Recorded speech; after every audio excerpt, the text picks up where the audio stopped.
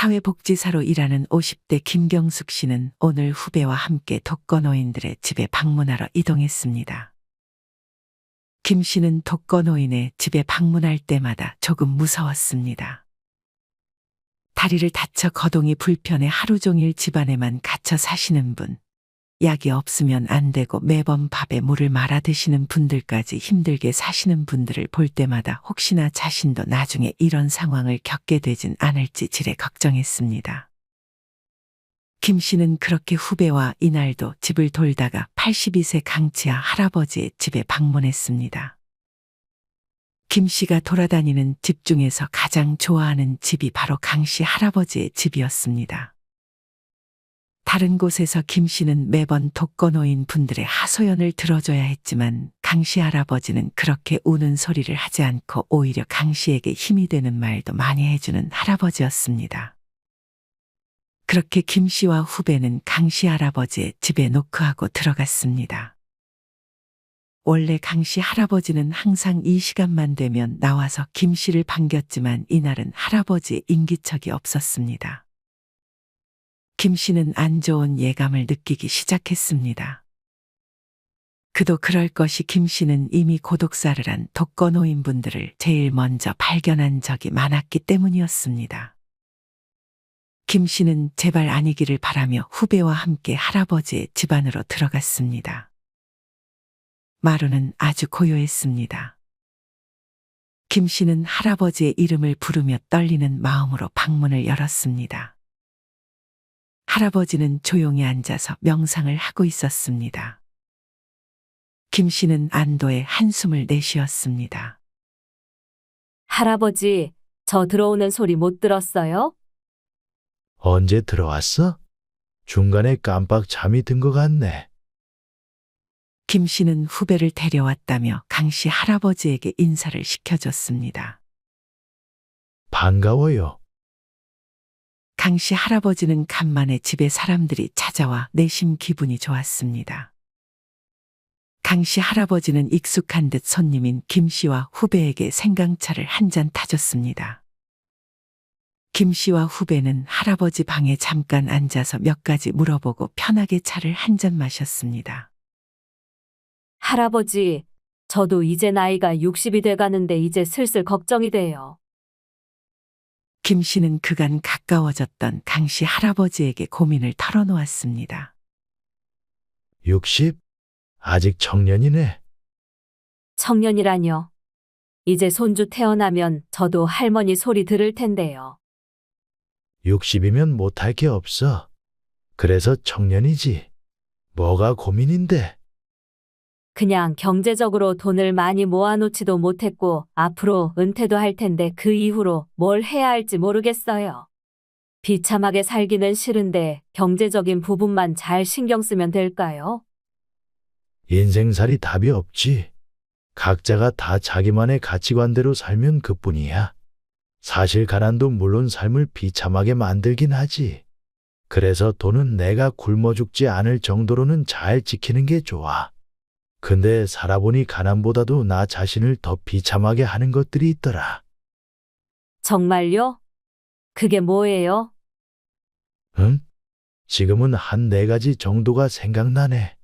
첫 번째는 믿었던 사람에게 배신당하는 거야. 김 씨는 그런 강 씨 할아버지의 말을 듣고 크게 공감했습니다. 김 씨는 몇 년 전 30년 동안 친하다고 생각했던 친구에게 큰 돈을 빌려준 적이 있었습니다. 하지만 그 친구는 김 씨에게 돈을 갚을 생각이 없었습니다. 김 씨는 그 친구에게서 돈도 받지 못하고 관계까지 틀어지자 그 당시 스트레스로 응급실까지 가게 됐습니다. 예전에 친한 후배와 동업을 한 적이 있어. 20년 이상을 동고동락하면서 형제처럼 지내던 동생이었는데 내가 모르는 사이에 돈을 빼돌리고 다른 사람들에게 이간질까지 했지 뭐야. 그 당시 돈이야 다시 벌면 된다고 생각했지만 그렇게 배신당한 경험은 마음에서 지워지질 않더라. 그 이후 5년 동안 술로 버티면서 살았어. 정말 친동생이라고 생각하며 지냈는데 마지막은 서로 죽이네 마네라는 말까지 나오면서 관계가 끝났으니 마음고생 정말 심하셨겠어요.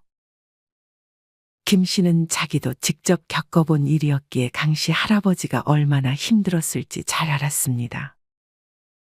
반면 20대였던 후배는 아직 그런 일을 겪어본 적이 없는지 조용히 옆에서 듣고만 있었습니다.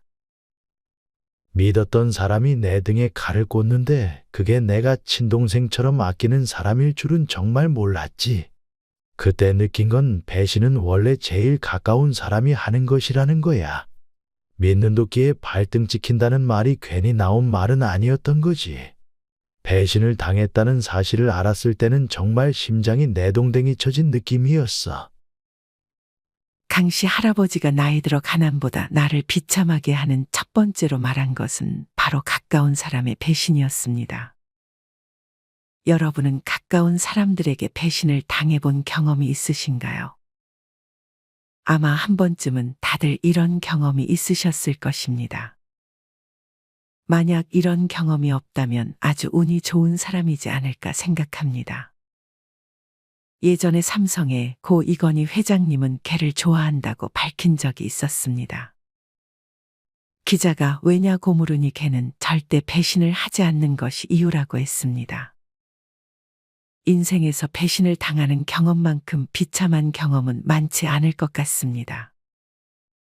직장에서는 잘 챙겨주던 후배가 뒤에서는 나를 욕하며 다른 선배한테 붙어먹을 수도 있고, 가정에서는 배우자의 외도로 인해 배신을 당할 수도 있습니다. 하지만 이렇게 배신을 당하는 상황에서 자신을 바보 취급할 필요는 없습니다. 사실 아무리 똑똑한 사람이라도 한 번쯤은 배신도 당하고 속기를 하기 마련입니다. 어떨 때는 자신이 똑똑하다는 그 자부심 때문에 사람에게 더 잘 속는 경우도 있습니다. 인간에게는 망각 본능이라는 것이 있습니다. 한번 크게 배신을 당하면 다시는 속지 말아야겠다고 생각하지만 시간이 지나고 상처가 잊힐만 하면 또다시 같은 실수를 되풀이하게 되기도 합니다. 과거에 배신을 당하고 나서도 또 한 번 속을 수 있다는 것을 잊은 채 또 사람을 믿고 또 한 번 배신을 당하면 자신이 바보처럼 느껴질 수도 있습니다. 하지만 이런 망각 본능은 사람들이 살아가기 위해서 꼭 필요합니다. 사랑하는 사람이 세상을 떠난 후에도 남아있는 사람들이 살아갈 수 있는 것도 바로 이 망각 본능 때문이기도 합니다. 목숨이 위태로운 교통사고를 당하고 또다시 운전을 할 수 있는 것도 마찬가지입니다. 그렇다고 배신을 당하고 그 기억을 잊고 똑같은 배신을 또 당하는 것은 당연히 좋지 않습니다. 누구나 똑같은 실수를 하게 되면 자존감이 떨어질 수밖에 없습니다. 다만 배신을 당한 그 기억만큼은 그 정도에 따라 다르겠지만 언젠가는 시간이 지남에 따라 잊혀질 수 있다는 사실을 기억해야 합니다. 누구나 배신을 당하고 나면 사람을 상대하는 것이 무서워질 수밖에 없습니다. 연인이 바람을 피거나 배우자의 외도를 알게 되면 그 충격은 감히 말로 표현할 수 없을 것입니다. 믿었던 사람들에게 돈을 떼이는 경험을 한 분들도 굉장히 많을 것입니다. 이때는 사실 돈을 잃었다는 것보다 믿었던 사람을 잃었다는 배신감이 훨씬 큰 상처로 다가올 것입니다. 하다못해 호객꾼들에게 잡혀서 바가지를 쓰이면 짜증이 나고 바보가 된 기분이 들 수도 있습니다. 사실 이렇게 큰 부분부터 사소한 부분까지 우리가 아예 속지 않고 세상을 산다는 것은 불가능하다고 합니다. 정신과 전문의 최명기 원장님은 절대로 속지 않는 삶, 배신당하지 않는 사람이란 있을 수 없다고 말했습니다. 속고 배신당하는 이야기는 이처럼 사실 다들 속으로만 간직할 뿐 드러내는 경우가 많지는 않기 때문입니다. 배신을 당해본 경험이 있는 분들의 댓글들을 보면 옆에 사람이 있어서 괴로운 것보다 외로운 게 낫다는 말씀을 하시는 분들이 많고, 살아보니 자연과 동물만이 영원한 친구라는 글을 남겨주신 분들도 많았습니다. 사실 누군가에게 내가 배신당한 사실을 털어놓아봤자 그 친구들은 그저 털어놓으라고밖에 말하지 않습니다. 하지만 막상 자신이 그런 일을 겪게 된다면 자기도 불면증에 시달릴 것이 뻔합니다. 그렇다면 살면서 이렇게 배신을 피할 수 없다면 어떻게 해야 할까요? 우리는 이런 배신으로부터 오는 상처를 최대한 아물게 하는 것이 중요합니다. 사실 아무것도 하지 않아도 앞서 말씀드렸듯 사람은 누구나 망각 본능이라는 것이 있기 때문에 시간이 지나면 언젠가는 잊혀질 것입니다. 하지만 최대한 빨리 그 기억에서 벗어나는 것이 더 좋을 것입니다. 이를 위해서 다음 3가지 정도의 방법을 이용해 볼 수 있습니다. 첫째, 냉철하게 나에게 일어나는 상황을 받아들이는 것입니다. 먼저 현재 일어난 상황을 좋게 해석하려고 하며 그 사람과 관계를 회복할 수 있다는 희망을 버리고, 만약 여러분의 에너지를 뺏어가는 사람이라면 단호하게 정리하는 것이 나중을 위해 더 낫습니다. 그 사람이 가족일지라도 나를 힘들게 하고 상처를 준다면 최대한 가까이 하지 말고, 애인이라고 해도 마냥 나를 어떤 소유물 정도로 생각한다면 그냥 헤어지는 것이 더 좋습니다. 둘째, 스스로 상처를 더욱 덧나게 하지 않는 것입니다. 인간의 뇌는 긍정적인 것보다 부정적인 것을 먼저 떠올리기 마련입니다. 특히나 이런 기억을 하면서 무조건 자기를 탓해서도 안 됩니다. 배신을 당한 사람은 어찌 보면 피해자이지만 내가 왜 그런 일을 당했을까 하며 스스로를 자책하는 분들도 많습니다. 하지만 다른 사람의 행동까지 우리가 컨트롤할 수 없습니다.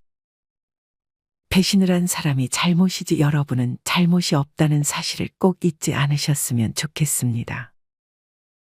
셋째, 앞에서의 행동과 뒤에서의 행동이 다른 사람은 절대 가까이 하지 않는 것입니다. 배신을 잘하는 사람들의 특징 중 하나가 바로 이렇게 앞뒤가 다른 사람들입니다. 앞에서는 살살 웃으며 장미 같은 얼굴을 하고 뒤에서는 가시가 돋친 말을 하는 사람들은 피해야 합니다.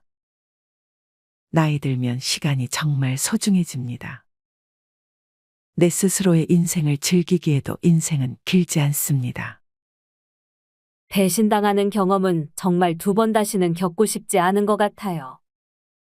그래서 지금부터는 사람을 너무 가까이 하기보다는 점점 고독을 즐기는 연습을 하는 게 좋아. 네, 명심할게요, 할아버지. 그 다음 2번째는 뭐예요?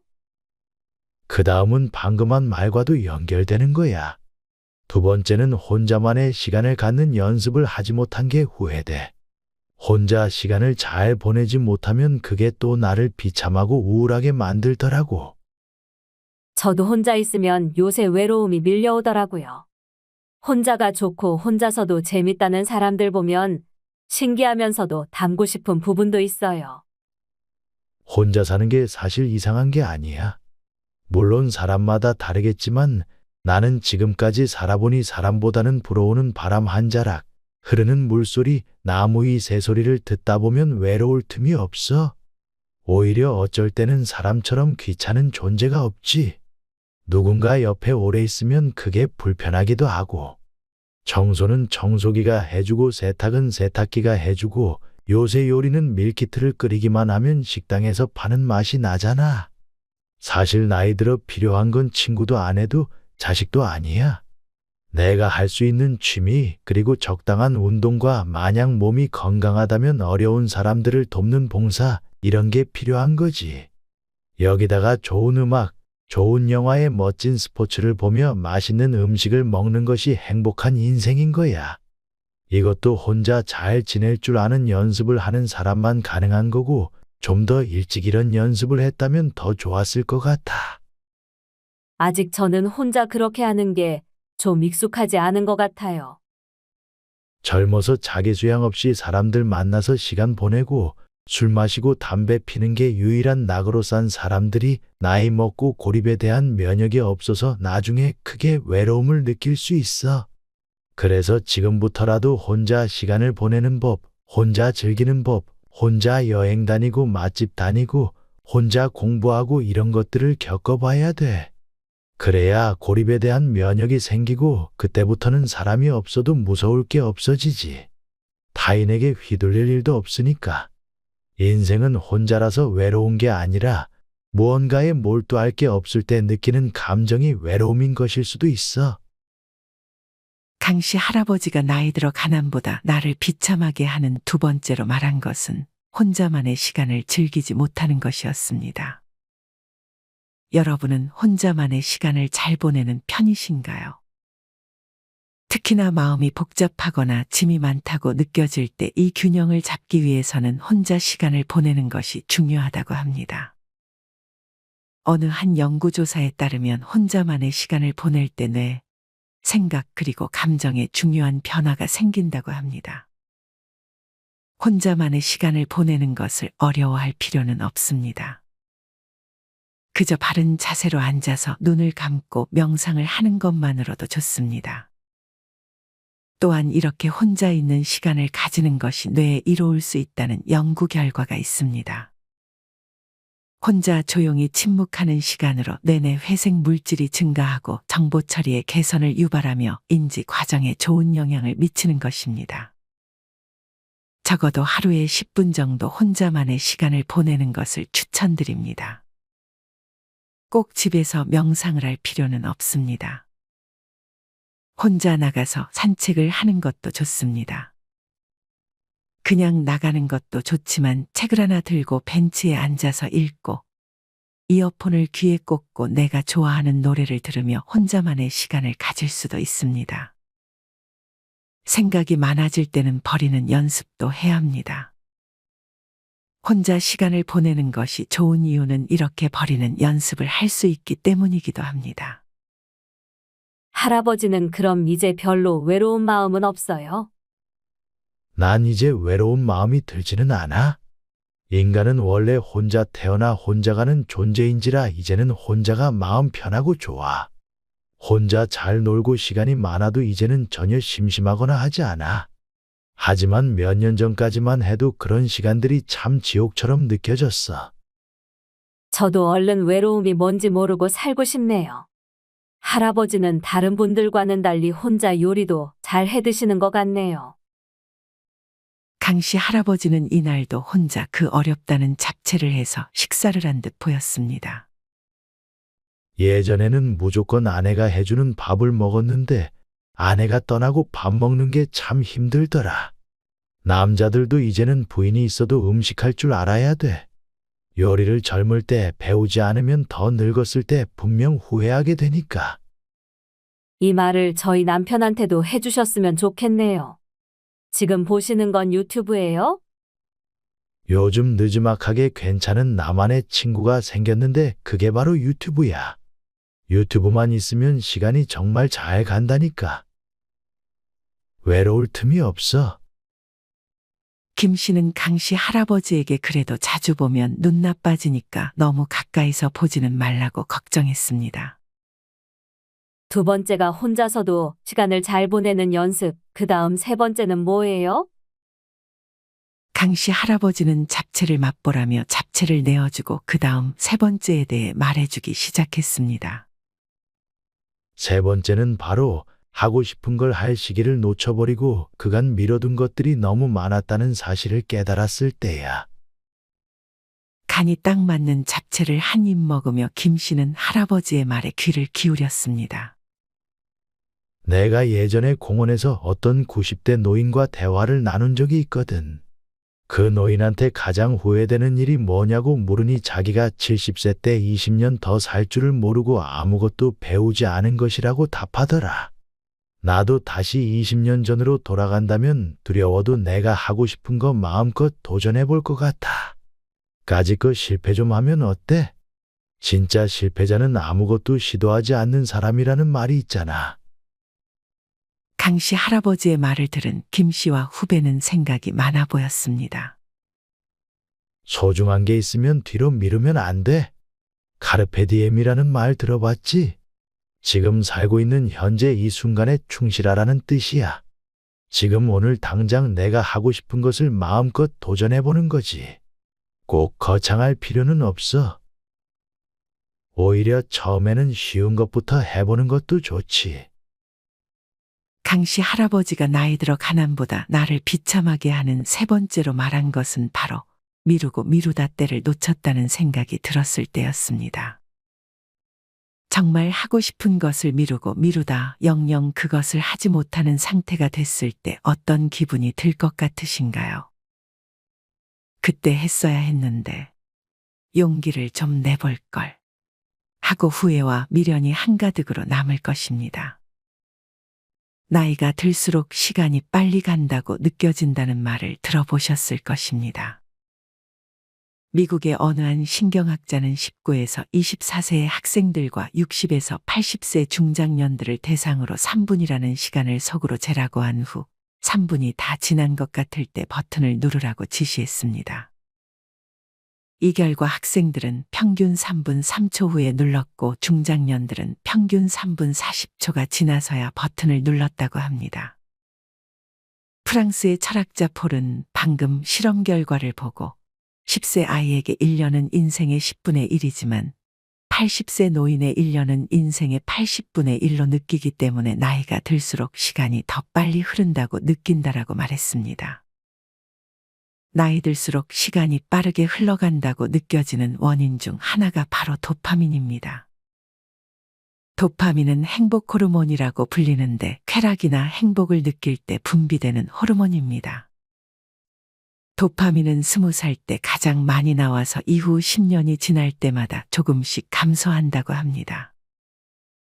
이렇게 도파민이 감소하게 되면 호흡과 혈압, 맥박 등의 생체 시계가 느려지면서 시간이 빨리 흐르는 것처럼 느껴진다고 합니다.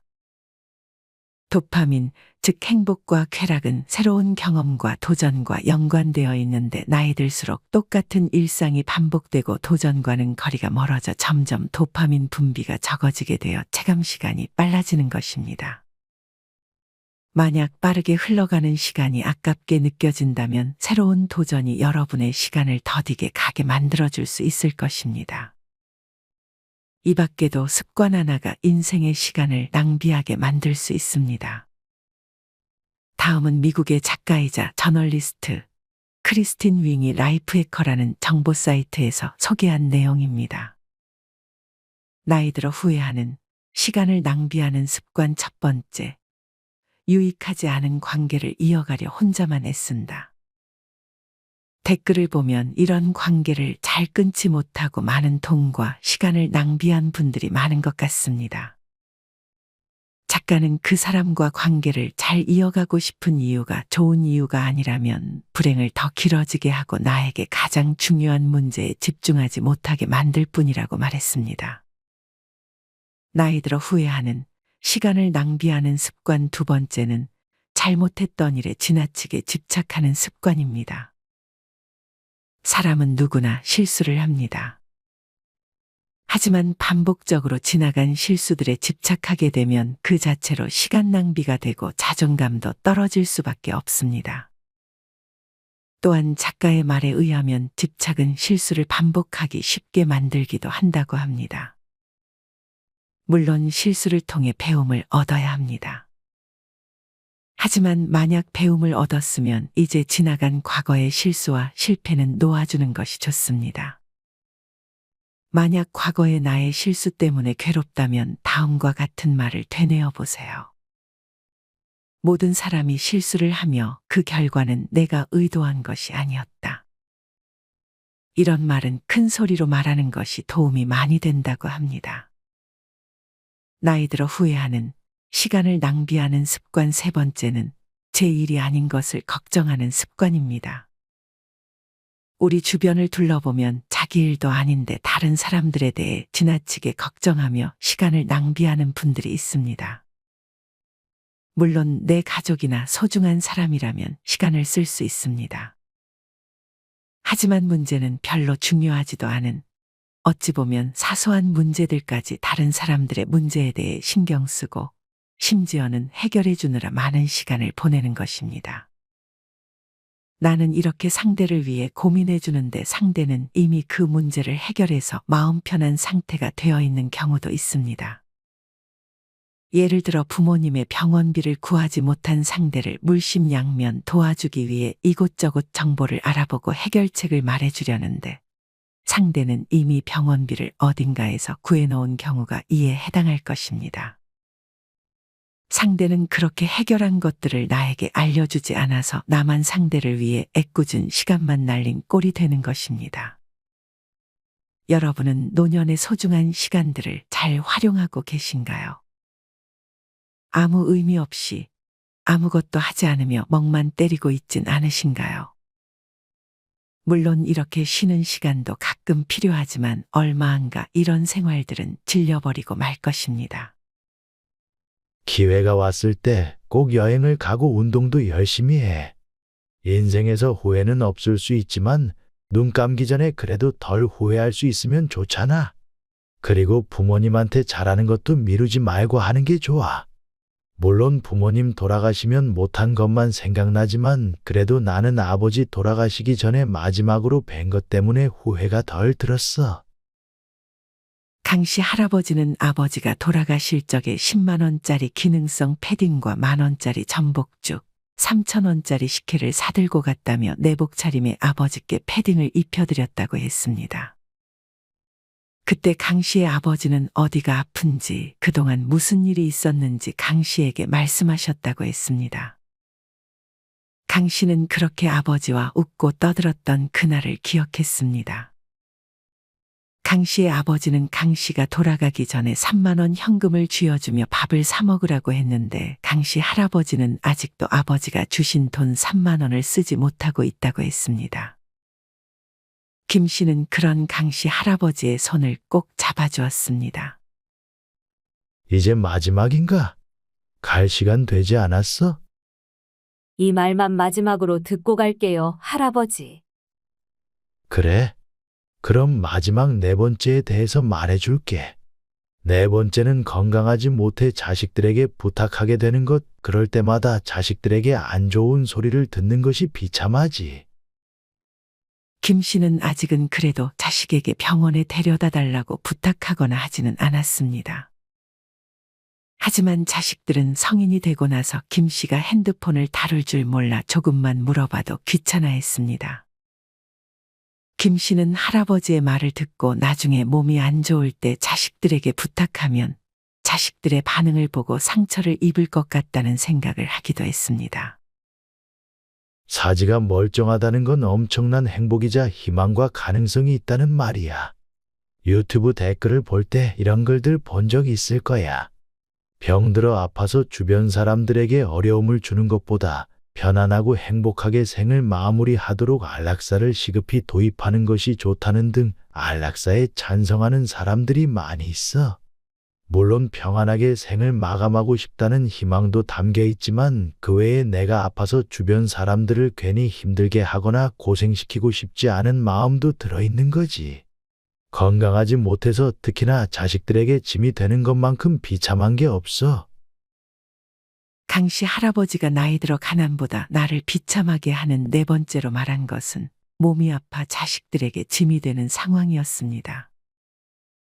여러분은 혹시 자식들에게 병원에 데려다 달라고 하는 등 몸이 안 좋아서 무언가 부탁을 했을 때 자식들로부터 안 좋은 소리를 들어본 경험은 없으셨나요? 물론 한 걸음에 달려와 부모님을 챙기는 자식들도 있겠지만 대개는 오긴 오더라도 투덜대는 말을 많이 할 것입니다.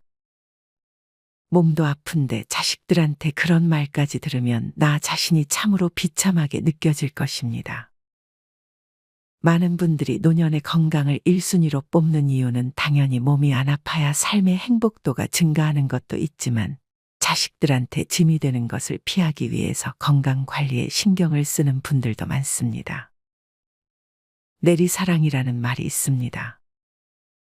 자식에 대한 부모의 사랑과 헌신은 본능적이고 무조건적인 반면 부모에 대한 자식들의 사랑과 헌신은 본능적이지도 무조건적이지도 않습니다. 하지만 만약 건강이 안 좋아진 상황에서는 자기도 모르게 자식들에게 의지하려는 마음은 어쩔 수 없이 생기게 됩니다. 이와 관련해서 예전에 청춘기록이라는 드라마에서 나온 상황이 잘 설명해 줍니다. 내용은 다음과 같습니다. 젊었을 때 아들에게 잘해준 게 없었던 아버지는 할아버지가 되어 아들의 집에 얹혀 살았습니다. 할아버지는 자연스럽게 눈칫밥을 먹어야 했기에 집에서는 거의 입을 닫고 있었습니다. 이 할아버지에게는 손자가 둘이 있었습니다. 큰 손자는 은행에 다니며 돈을 잘 벌었습니다. 작은 손자는 얼굴이 잘생기긴 했지만 제대로 된 직업을 가지지 못해 집에서 구박을 받았습니다. 이 집안의 중심은 자수성가한 할아버지의 아들이었습니다. 하지만 아들은 틈만 나면 할아버지를 무시하고 작은 손주에게 윽박을 질렀습니다. 그러던 어느 날 상황이 반전되었습니다. 할아버지가 시니어 모델이 되어 돈을 벌게 됐고 작은 손주 역시 연예계에서 대스타가 된 것입니다. 이와 동시에 할아버지의 아들은 몸에 탈이 나 일을 그만두었습니다. 할아버지는 자신이 번 돈을 기꺼이 아들에게 건넸습니다. 너를 위해 번 돈이라며 말이죠.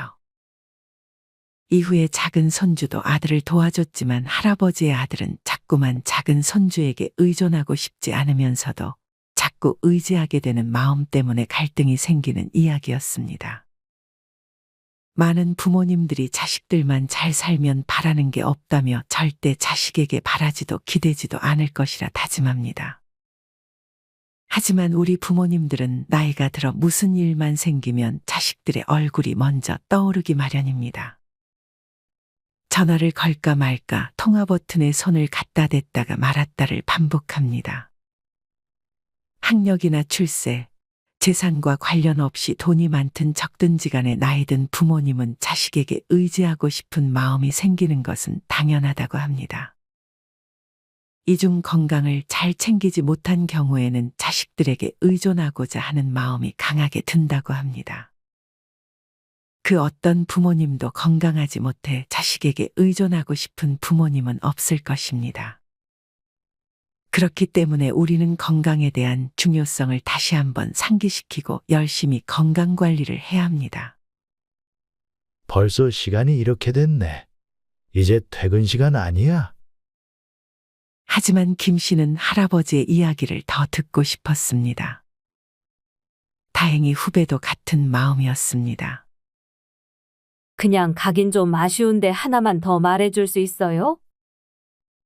강 씨 할아버지는 이제 좀 허기가 지다며 간단하게 하나만 더 말해주겠다고 답했습니다. 강 씨 할아버지는 마지막으로 마음의 평안에 대해서 조언했습니다. 늙으면 자존감이 낮아져 아집이 심해지고 쉽게 버럭하며 허세를 부리기도 쉬워져. 그러다 보면 주변 사람들과 다투기도 쉬워지지. 그래서 나는 항상 마음을 비우고 자기 수양하면서 조용히 혼자만의 시간을 즐기려고 노력해. 사실 진정한 친구가 없으면 실패한 인생이라는 얘기 따위는 그냥 말장난에 불과한 거야. 그리고 이런 것에 만족하며 사는 게 내 마음의 평화를 위해서 좋은 것 같아. 강 씨 할아버지는 나이 들어 마음의 평안을 위해 일상의 루틴을 잘 만들어 놓는 것이 중요하다는 말을 꺼냈습니다. 퇴직한 사람들을 보면 불면증을 호소하는 분들이 많습니다. 이런 불면증의 요인으로 퇴직 후의 불안감이 가져다주는 스트레스도 있지만 이보다 더 큰 요인은 생활의 패턴이 무너져 버렸기 때문일 수 있습니다. 출근할 곳이 없으니 아침에 일찍 일어날 필요가 없어지고 마땅히 할 일도 없으니 소파에 누워 TV를 보며 시간을 때우는 것입니다. 이것이 반복되다 보면 정신적으로도 무력감이 생겨 심각한 우울증이 생길 수도 있습니다. 퇴직 후에는 불규칙적인 생활에 빠지지 않도록 나름대로의 루틴을 정해놓는 것이 중요하다고 합니다. 기상시간과 운동하는 시간, 잠자는 시간 정도만 정해놓는 것으로 충분합니다. 마음의 평안을 가져다 주는 것은 건강이 될 수도 있고 경제력이 될 수도 있고 정말 많은 것이 영향을 줄 수 있습니다. 하지만 그 시작은 이런 일상의 루틴이 되어야 하지 않을까 생각합니다. 이렇게 좋은 습관과 루틴들을 하나씩 내 일상에 넣다 보면 자연스럽게 많은 긍정적인 것들이 따라올 것이고 이것이 곧 마음의 평안을 가져다 줄 수 있을 것입니다. 김 씨와 후배는 그렇게 강 씨 할아버지의 집을 나왔습니다. 그렇게 집으로 돌아가는 길에 김 씨와 후배는 각자 오늘 할아버지에게 들었던 말들을 정리했습니다. 나이 들수록 가난보다 나를 비참해지게 만드는 첫 번째, 가까운 사람의 배신. 두 번째, 혼자만의 시간에 익숙해지지 못하는 것. 세 번째, 시기를 놓치고 뒤로 미루기만 하다가 결국 후회하는 것. 네 번째, 건강하지 못해 자식들에게 의지하게 되는 상황이었습니다. 여러분은 오늘의 영상 내용에 공감하시나요? 알고는 있었지만 아직 대비하지 못했던 부분들도 있을 것입니다. 만약 이 중 한 가지만이라도 놓쳤던 부분이 있었다면 오늘 당장 그 부분에 대해 고민해보고 내가 할 수 있는 것들은 없는지 생각해보는 것은 어떨까요? 이상으로 오늘의 영상을 마치겠습니다. 우리 모든 구독자분들의 행복한 여생을 응원합니다. 다음에 더 좋은 내용으로 찾아뵙겠습니다. 감사합니다.